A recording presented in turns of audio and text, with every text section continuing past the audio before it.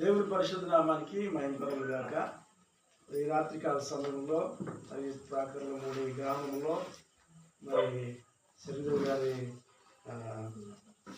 ఏర్పాటు చేసినటువంటి మరి ప్రార్థన కూటంలో మరి దేవుని సేవకులుగా కలిసి సంఘంతో మరి ఈ రాత్రికాల సమయంలో దేవుని సన్నిధిలో స్తుతించడానికి దేవుని ఇచ్చినటువంటి సమయాన్ని బట్టి దేవుని సన్నిధిలో మరి దేవుని మాటలు ధ్యానించడానికి దేవుడు అనుగ్రహించినటువంటి అవకాశాన్ని బట్టి మరి దేవుని సేవకునిగా ఎంతో సంతోషపడుతూ ఉన్నాను.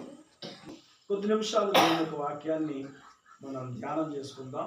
సో ఈరోజు ధ్యాన భాగముగా ఫిలిప్పీలకు రాసినటువంటి పత్రిక 2వ అధ్యాయము మరి 5వ వచనము, 6వ వచనము, 7వ వచనము, 8వ వచనము అని చదువుకుని కొద్ది నిమిషాలు దేవుని యొక్క వాక్యాన్ని ధ్యానం చేద్దాం. ఫిలిప్పీలకు రాసినటువంటి పత్రిక అపోస్తలుడైన పౌలు ఫిలిప్పీలకు రాసినటువంటి పత్రిక 2వ అధ్యాయము 5వ వచనం నుండి.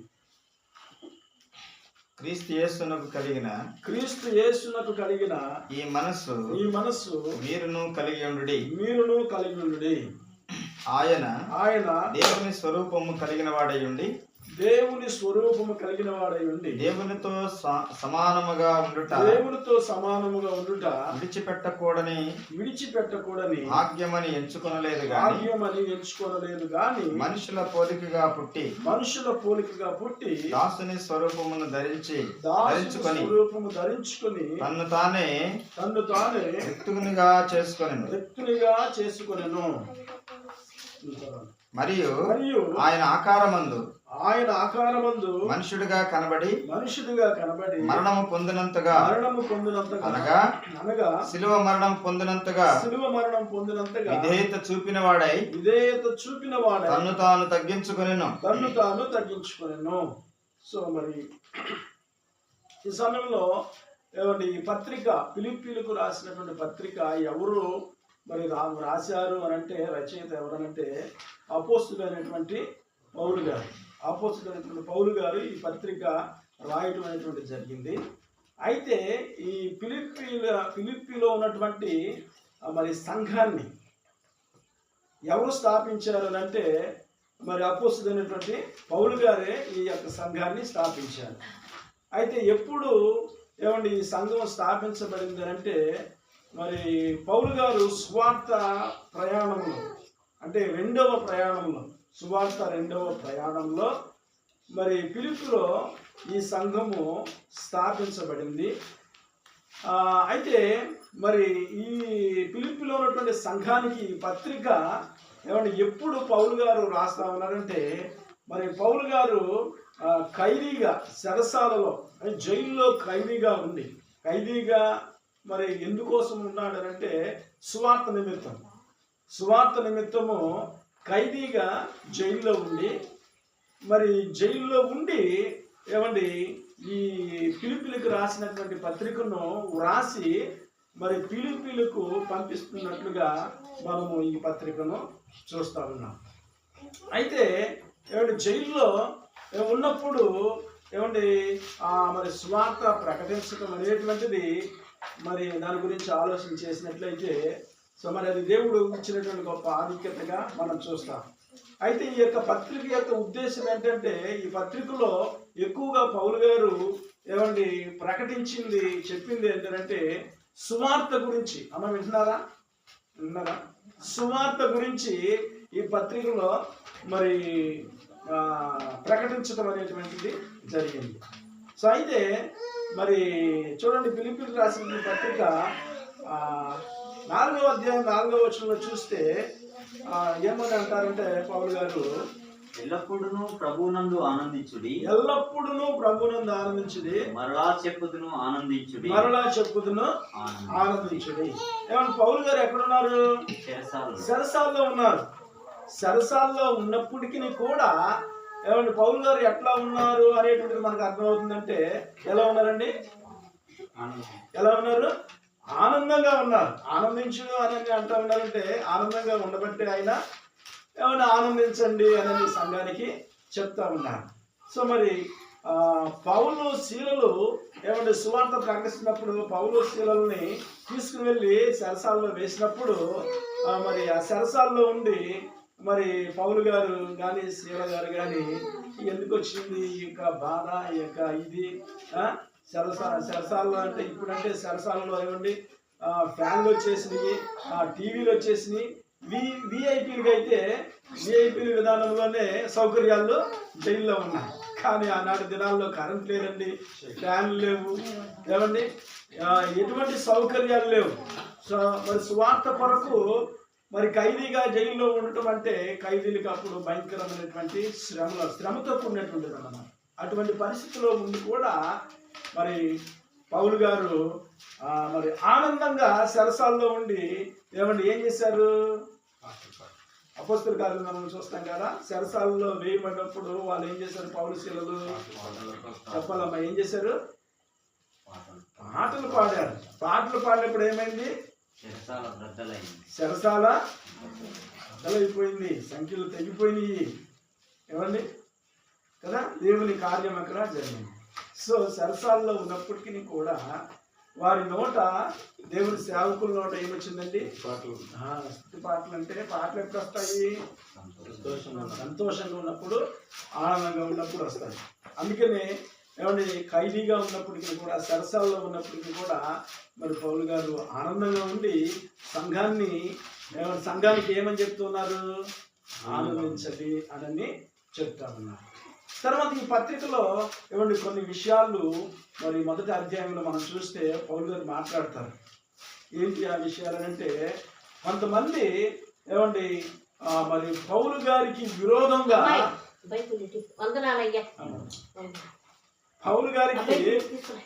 పౌలు గారికి విరోధంగా ఏమండి కొంతమంది విరోధులు, శత్రువులు లేచారు సువార్త పక్షంగానే.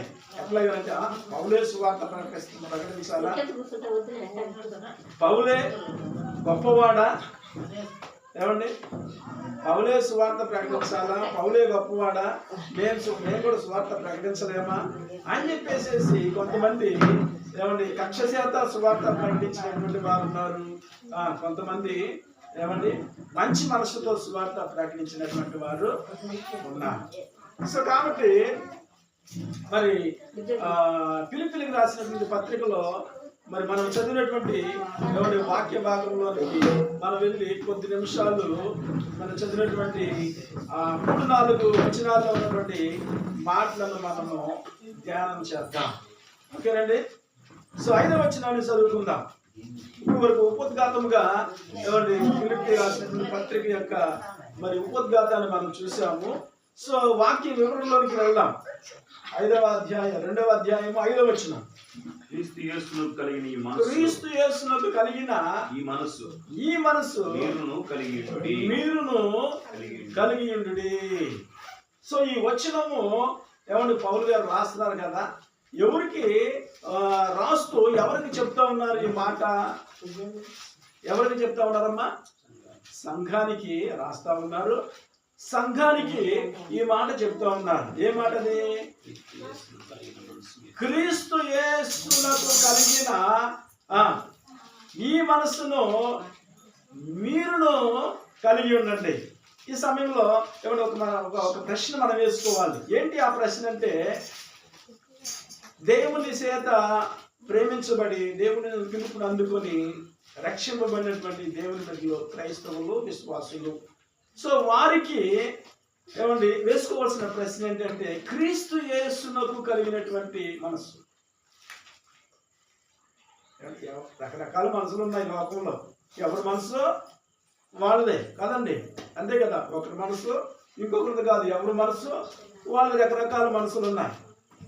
అయితే ఇక్కడ ఏమంటే లోకములో ఉన్నటువంటి మనసు గురించి పౌలు గారు చెప్తలేరు, కానీ ఏ మనసు గురించి మాట్లాడుతూ ఉన్నారు? క్రీస్తు యేసుకు కలిగినటువంటి మనసు గురించి మాట్లాడుతూ ఉన్నారు.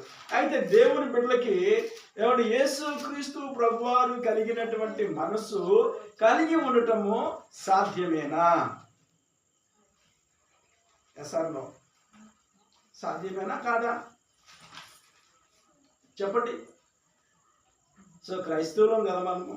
కాదు, కానీ దేవుని కృప వలన సాధ్యమవుతుంది. క్రైస్తవులం కదా మనము?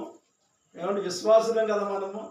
మరి పాస్టర్ గారు అన్నారు సాధ్యము కాదు కానీ దేవుని కృప వలన సాధ్యం అవుతుంది. సాధ్యం కాకపోతే పౌలు గారు ఎందుకు రాస్తారండి ఆ మాట?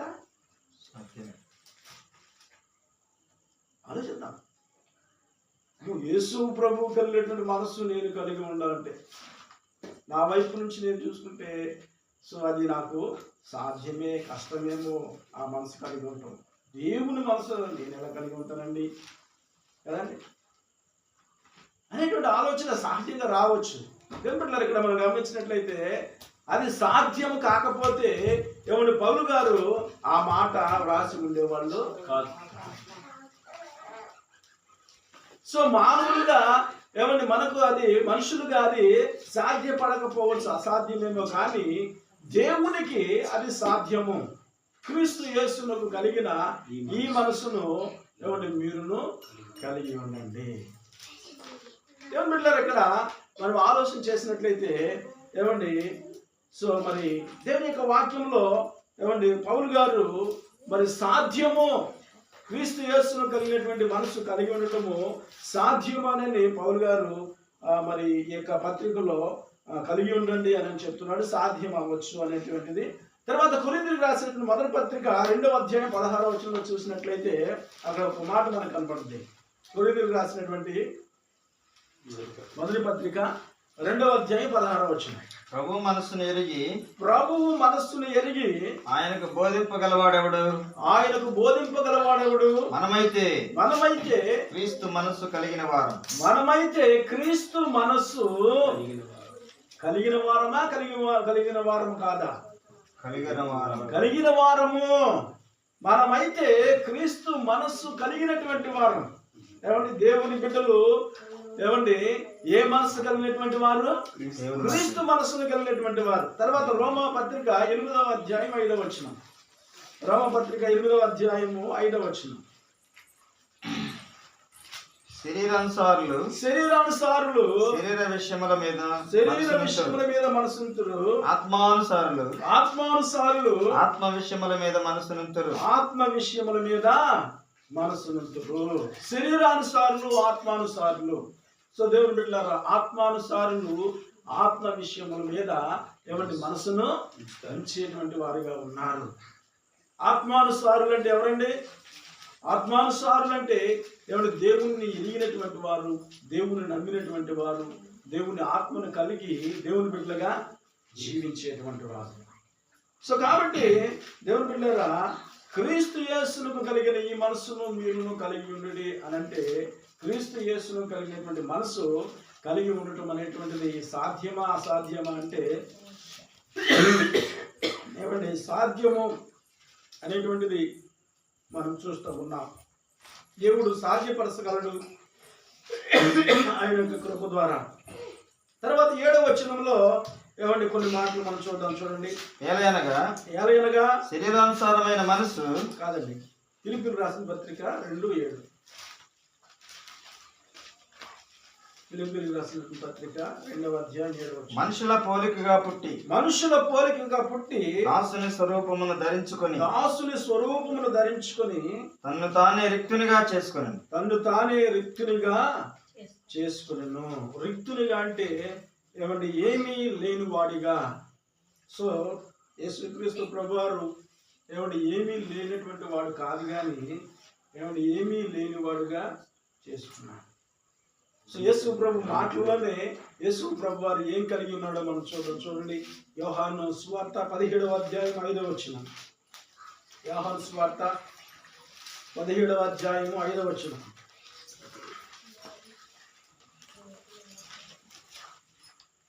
తండ్రి లోకము పుట్టక మునుపు నీ యొద్ద నాకు ఏ మహిమ ఉండెనో ఆ మహిమతో నన్ను ఇప్పుడు నీ యొద్ద మహిమపరచుము. యేసు ప్రభువారు తండ్రితో అంటూ ఉన్నారు, తండ్రి లోకము పుట్టక మునుపు నీ యొద్ద నాకు ఏ మహిమ ఉన్నదో. సో ఏమండి యేసు ప్రభువారు ఏమండి చెప్తున్నటువంటి మాట మనం గమనించినట్టు లోకము పుట్టక మునుపు తండ్రి దగ్గర ఏ మహిమ ఉంది అంటే ఆయన మహిమ కలిగినటువంటి దేవుడు. సో దేవుని మహిమ మనకు ఏ విధంగా అర్థమవుతుందండి? దేవుడు ఎంత శక్తి కలిగినటువంటి వాడో, ఎంత ప్రభావం కలిగినటువంటి వాడో మనకు ఏ విధంగా అర్థమవుతుంది? కీర్తన గ్రంథము 19వ కీర్తనలు మనం చూస్తే అక్కడ ఉంటుంది, ఆకాశములు ఏమండి దేవుని వివరించుచున్నవి, అంతరిక్షము ఆయన చేతి పనిని ప్రచురపరుచుతున్నది. దేవుడు ఎంత మహిమ కలిగినటువంటి దేవుడో ఏమండి మనము ఆకాశమును చూసినప్పుడు, ఏమండి అంతరిక్షాన్ని చూసినప్పుడు, ఆకాశములో ఉన్నటువంటి దేవుని చేతి పైనటువంటి సూర్యుని, చంద్రుని, నక్షత్రాలను, ఏమండి ఉపగ్రహాలను, అన్నింటినీ కూడా చూసినప్పుడు దేవుడు ఎంత మహిమ కలిగినటువంటి వాడు అర్థమవుతుంది. యేసు ప్రభు అంటున్నాడు, తండ్రి నేను నీ యొద్ద ఉన్నప్పుడు నాకు ఏ మహిమ ఉన్నదో. సో యేసు ప్రభు వారు మహిమ కలిగినటువంటి దేవుడుగా ఎవరిని ఉన్నాడు. అయితే ఈ లోకానికి ఏమీ లేనటువంటి వాడిగా, ఎవరి రిక్తుడుగా యేసు ప్రభు వారు ఈ లోకానికి వచ్చినట్లుగా మనం చూస్తూ ఉన్నాం. తర్వాత కొరింథీయులకు రాసినటువంటి 2వ పత్రిక 8వ అధ్యాయం 9వ వచనంలో చూస్తే అక్కడ అపోస్తలుడు పౌలు గారు మాట్లాడుతూ ఉన్నారు, మన ప్రభు అయిన యేసుక్రీస్తు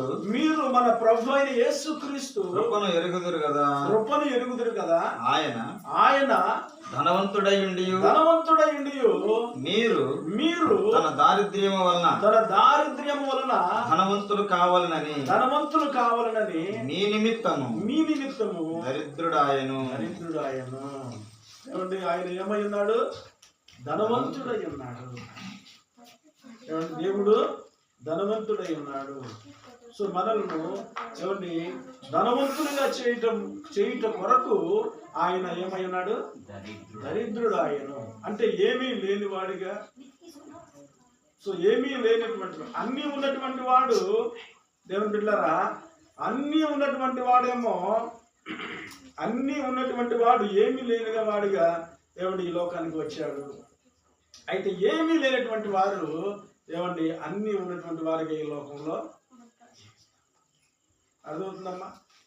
అన్నీ ఉన్నటువంటి దేవుడేమో ఏమీ లేనటువంటి దేవుడిగా ఈ లోకానికి వచ్చాడు. అయితే ఈ లోకంలో ఏమీ లేనటువంటి వారు ఏమండి అన్నీ ఉన్నటువంటి వారిగా మరి ఈ లోకంలో మరి అతిశయిస్తున్నారు, గర్విస్తూ ఉన్నారు.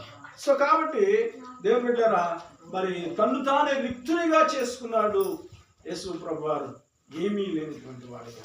సో యేసు క్రీస్తుకు కలిగినటువంటి మనసు మీరును కలిగి ఉండండి అంటే ఏమండి, యేసు క్రీస్తు ప్రభువారికి ఉన్నటువంటి మనస్సు మనం చూసాము. మొట్టమొదటిగా ఆయన మనస్సు ఏంటంటే ఏమండి అన్నీ ఉన్నటువంటి వాడు ఏమండి ఏమీ లేనటువంటి వాడిగా, రిక్తుడుగా ఈ లోకానికి వచ్చాడు, ఏమీ లేనటువంటి వాడిగా. సో అది దేవుని యొక్క మనస్సు. తర్వాత ఏమండి 8వ వచనం మనం చదువుకుందాం.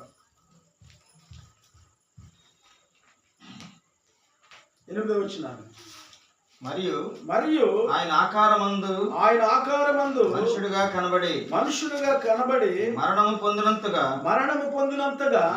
అనగా శిలువ మరణము పొందినంతగా విధేయత చూపిన వాడై తన్ను తాను తగ్గించుకొనెను. సో మనం చదివినటువంటి ఏమండి ఈ వచనంలో మనకు 3-4 మాటలు మనకు కనబడతా ఉన్నాయి. మొట్టమొదటి మాట మనం చూసినప్పుడు ఏమండి యేసు ప్రభువారు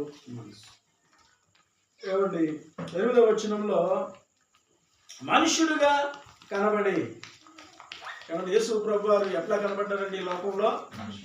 మనుషుడిగా కనబడ్డాడు. ఎందుకని మనుషుడిగా కనబడ్డాడు? ఏమండి మనుషుల కొరకు వచ్చారు కాబట్టి యేసు ప్రభువారు మనుషుడిగా కనబడ్డారు. కానీ యేసు ప్రభువారు మనుషుడు అంటే ఏమండి యేసు ప్రభు బయటికి ఇతర మనుషుల్లాగా ఏమంటే సామాన్యంగా కనిపించాడు. కానీ ఆయన దేవత్వము ఏమండి భూమికి రాకముందు ఆయనకున్నటువంటి మహిమ ఏమండి మనుషులు కంటికి ఏమండి మరి కనబడకుండా ఆ యొక్క మహిమ దాచబడినట్లుగా మనం చూస్తా ఉన్నాం.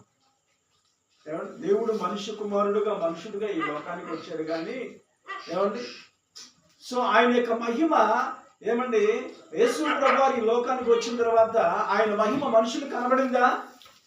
ఏమండి మనుషులు కనబడిందా? దేవుని యొక్క మహిమ కనబడలేదు. సో దాచబడింది దేవుని యొక్క మహిమ. సో కాబట్టి దేవుని బిడ్డలారా, ఇక్కడ మనం గమనించినప్పుడు సో మరి తాను తన యొక్క మహిమను, తన యొక్క శక్తిని, తన యొక్క ప్రభావాన్ని అంతటిని కూడా ఏమండి మనుషుల ఎదుట ఏదో గొప్పగా మరి దేవుడు చూపించుకోవాలి అని అనిపించుకోలేదు.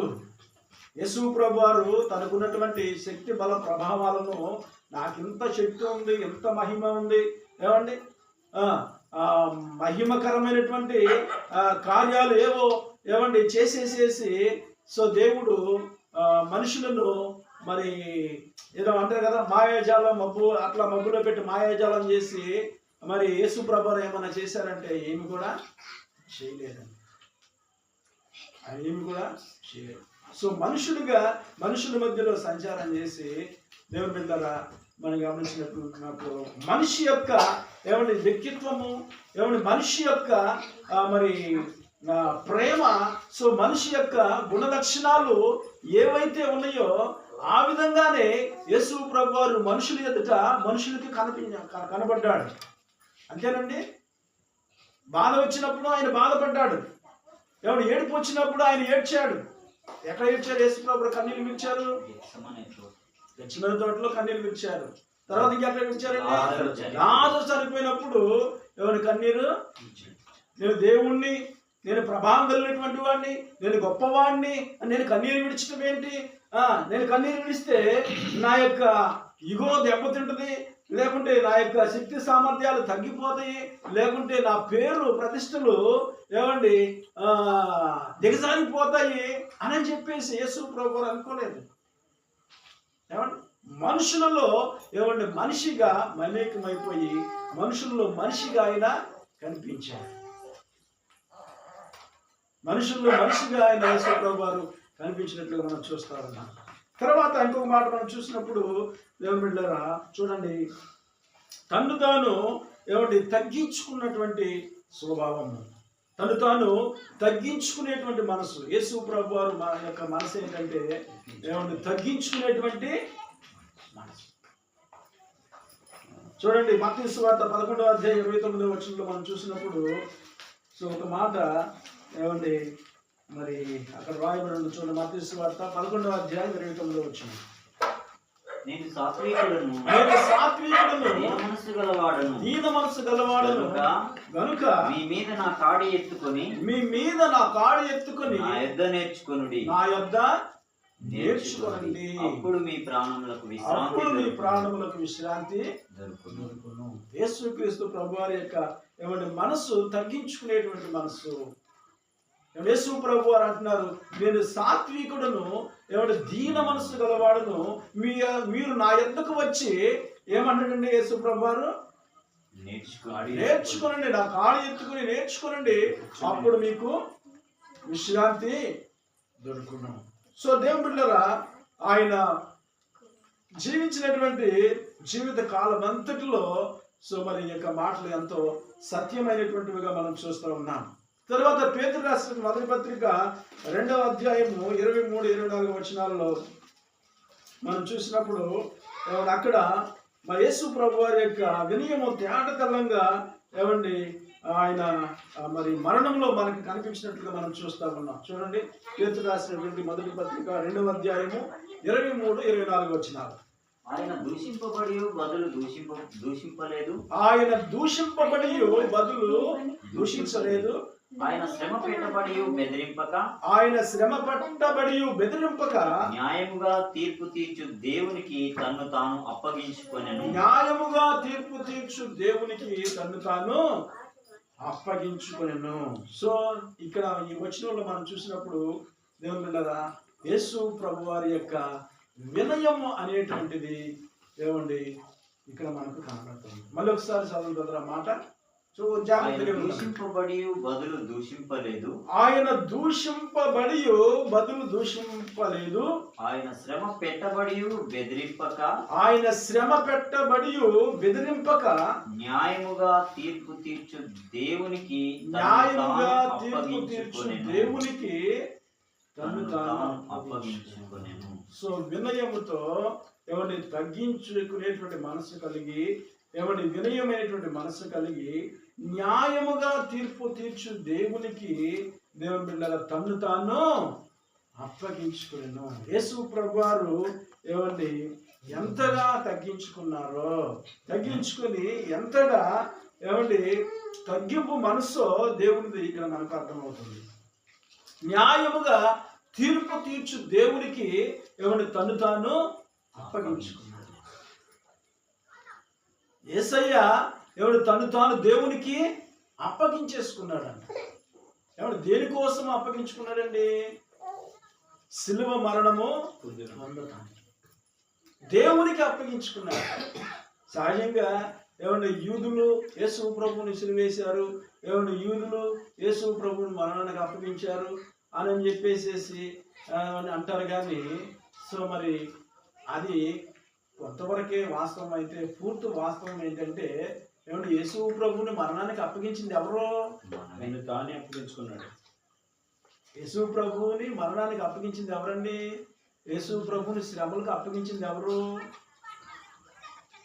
తను తాను అప్పగించుకున్నాడు. అయితే మనం చేసిన పాపమును బట్టి ఆయన వచ్చి తను తాను అప్పగించుకున్నాడు.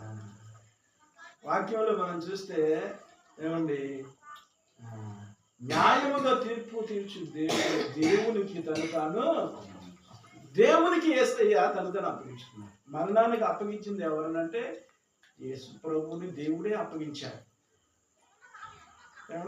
మరణానికి అప్పగించింది యేసు ప్రభువుని ఎవరు మరణానికి అప్పగించారు? దేవుడు అప్పగించాడు. ఏమంటే పాపము చేసినటువంటి మనుషుల మీదకి దేవుని ఉగ్రత సమకూర్చబడింది కదా.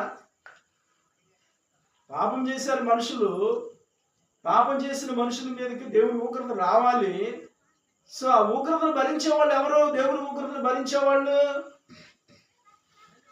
ఎవరండి? దేవుని ఉగ్రతను భరించేవాళ్ళు ఈ లోకంలో ఎవరు లేరు.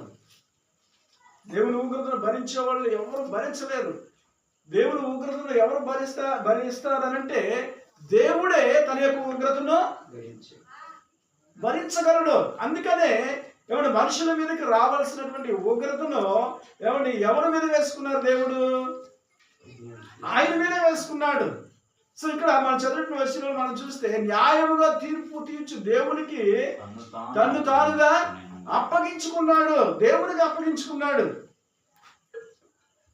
చూడండి ఎంత మరి తగ్గింపు ఇక్కడ మనము చూస్తూ ఉన్నాం కదండి. సో దేవుని కుమారుడుగా ఏమంటే తనకు ఉన్నటువంటి హక్కులు కోసము సో మరి ఏమంటే ఆయన ఏ మాత్రం కూడా పట్టుపట్టలేదు. లోకానికి వచ్చి దేవుని కుమారుడుగా కొన్ని హక్కులు ఉంటాయి కదండి.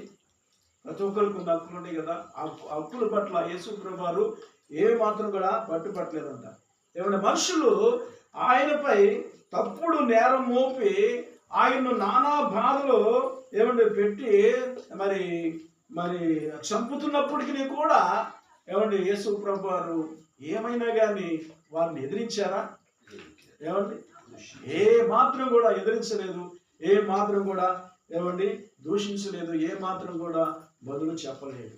సో కారణం ఏంటంటే ఏమంటే తను తాను తగ్గించుకున్నా. యేసు ప్రభు కలిగినటువంటి మనస్సు ఏమండి తగ్గించుకునేటువంటి మనసు. ఏమండి ఎవరు ఎదుట తగ్గించుకున్నారు యేసు ప్రభు వారు? ఏమండి ఎవరు ఎదుట తగ్గించుకున్నారు యేసు ప్రభు వారు?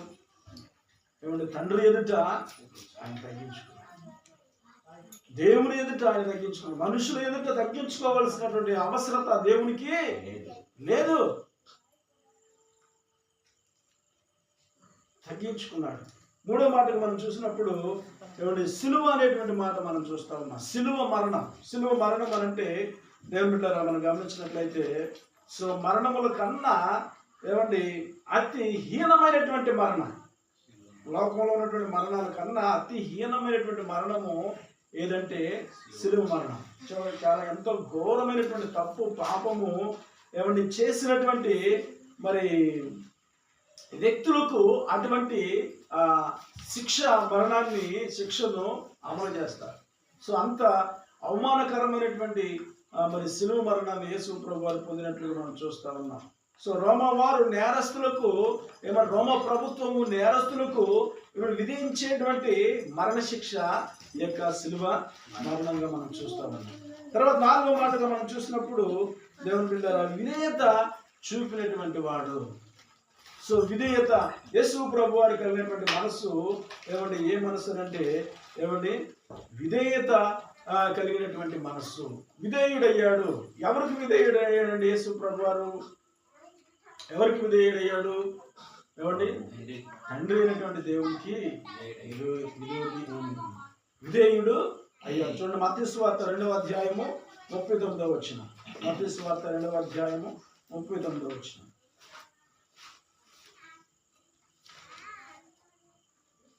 మత్తయి 2:39. 2:39. లేదు. మత్తయి సువార్త 2:39 లేదు. ఏముంటుందండి? తండ్రి దేవునికి విధేయుడు. రోమపత్రిక 5:19 చూడండి. ఇబ్రీయులకు రాసిన పత్రిక 17 రోమపత్రిక 5:19. ఏలైనగా ఒక మనుషుని అవిధేయత వలన అనేకులు పాపులుగా ఎలాగూ చేయబడిరో, ఒకని అవిధేయత వలన మనుషులు ఎలాగూ అవిధేయులుగా చేయబడిరో, అలాగే ఒకని విధేయత వలన అనేకులు నీతిమంతులుగా చేయబడుదురు. ఇక్కడ మనం చూసిన 19వ వచనం, ఏలైనగా ఒక మనిషిని అవిధేయత వలన అనేకులు పాపులుగా ఎలాగో చేయబడిరో, అలాగే ఒకని విధేయత వలన అనేకులు నీతిమంతులుగా చేయబడతారు. ఒకని విధేయత అంటే యేసు ప్రభు విధేయత చూపటం వలన ఈ లోకానికి వచ్చి అనేకులు నీతిమంతులుగా చేయడానికి యేసు ప్రభు వారు ఈ లోకంలో విధేయుడిగా జీవించినట్లుగా మనం చూస్తాము. ఎవరికి విధేయత చూపించాడంటే తండ్రి అయినటువంటి దేవునికి. తర్వాత ఎబ్రీయులకు రాసిన పత్రిక 10వ అధ్యాయం 7వ వచనంలో కూడా ఒక మాట ఉంటుంది చూడండి. ఎబ్రీయులకు రాసినటువంటి పత్రిక 10వ అధ్యాయం 7వ వచనం. అప్పుడు నేను గ్రంథపు చుట్టలో నన్ను గూర్చి వ్రాయబడిన ప్రకారము దేవా నీ చిత్తం నెరవేర్చుటకు ఇదిగో నేను వచ్చి ఉన్నానంటిని. నీ చిత్తము నెరవేర్చుటకు ఇదిగో నేను వచ్చి ఉన్నాను. ఎవరి చిత్తాన్ని నెరవేర్చడానికి యేసు ప్రభు వారు వచ్చారు? తండ్రి చిత్తాన్ని నెరవేర్చడానికి యేసు ప్రభు వారు వచ్చారు. విధేయత చూపించారు.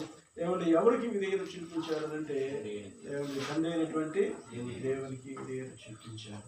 సో ఇక్కడ మనం చూసినట్లయితే దేవుని పిల్లరా, దేవుని విధేయత, సో దేవుని యొక్క మనస్సు కనుక మనం గమనించినప్పుడు దేవుడు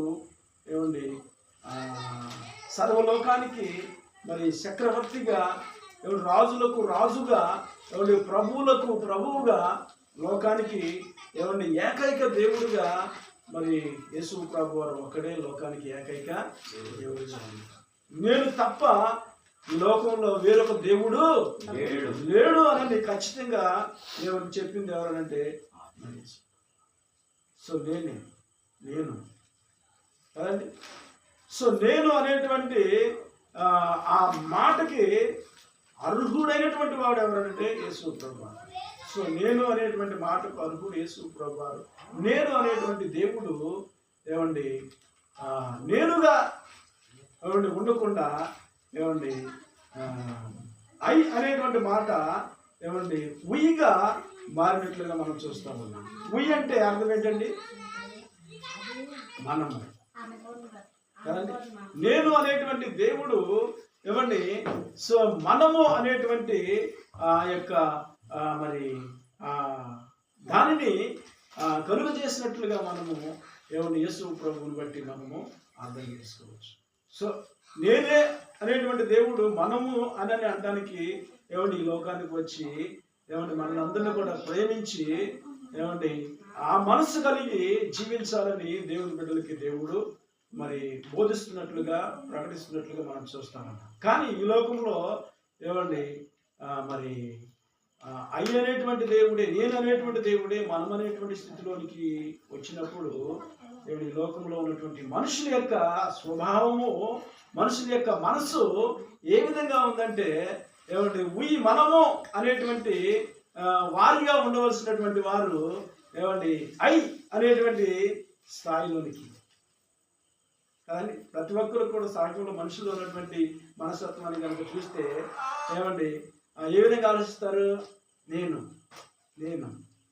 నా యొక్క ఇన్ఫ్లుయెన్స్, నా యొక్క పేరు, నా యొక్క పరపతి, నా యొక్క స్థితి, సమాజంలో నేనేంటి, నా కుటుంబంలో నేనేంటండి? నేను అనేటువంటిది ఎక్కడుంది ఈ లోకంలో? నేను అనేటువంటిది ఎక్కడుంది ఈ లోకంలో? నేను అనేటువంటి పరిశుద్ధుడు అనేటువంటి వారు ఈ లోకంలో ఎవరైనా ఉన్నారా? ఎవరు లేరు. బైబిల్ చెప్తుంది అందరూ కూడా పాపము చేసి పాపులే. సో అన్యులైనా కానీ పాపులే, క్రైస్తవులైనా కానీ పాపులే, యూదులైనా కానీ పాపులే. ఈ లోకంలో ఉన్నటువంటి మనుషులు అందరూ కూడా పాపులే. పాపము చేత, అపరాధముల చేత చచ్చినటువంటి వారిగా దేవుని ఎదుట నిలబడలేనటువంటి స్థితిలో ఇక మనిషి ఉన్నప్పుడు నేను అని గర్వించడానికి, నేను అని హర్షించడానికి, నేను అని గర్వపడటానికి ఏముందండి?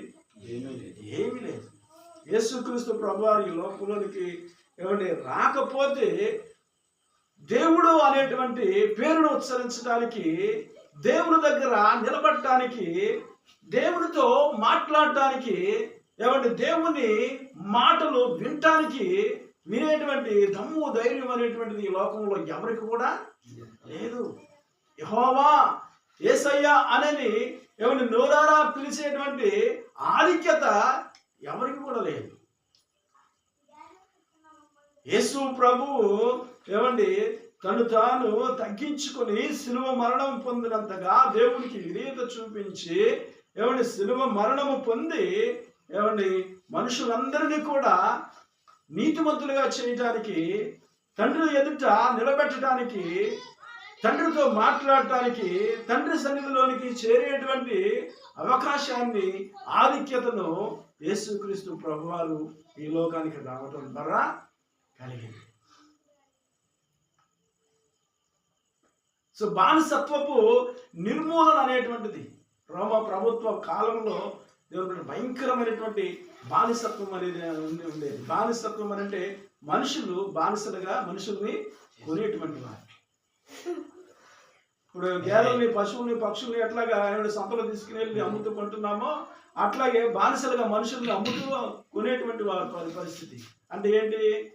మేము గొప్ప వారము, మేము ధనవంతులు,